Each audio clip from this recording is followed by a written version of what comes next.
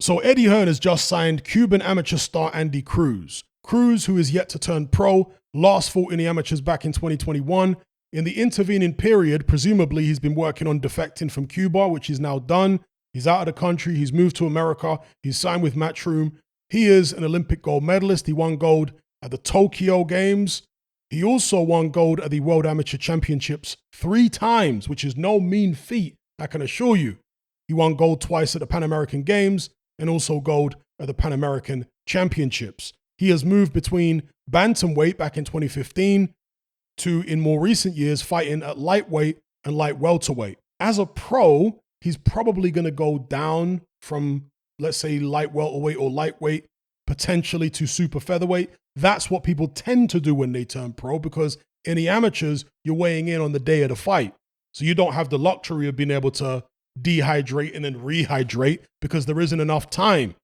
You might be weighing in the morning at, 10, and then you're fighting sometimes in the afternoon on an amateur show. So presumably he's going to turn pro, maybe super featherweight or something like that. But then again, if he's really that good, perhaps he won't worry about trying to gain an advantage in terms of size over his opponents, and he'll just come straight in at lightweight or even light welterweight. We'll see. But he is only 5'6" tall, so he's not a particularly tall guy. He's an orthodox fighter. In terms of talent, this will be one of, if not the most talented guy that Eddie Hearn has ever signed straight from the amateurs.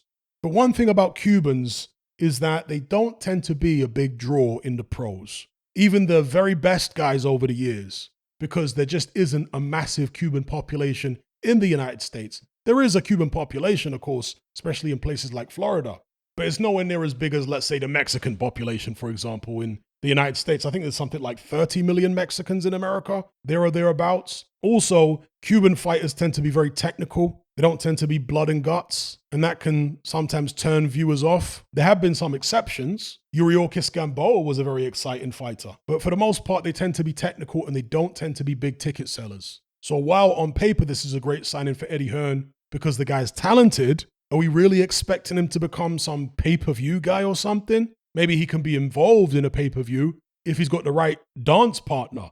But I'm talking about being a pay-per-view fighter in his own right, whereby whoever he faces is going to be a pay. I can't see that, but time will tell.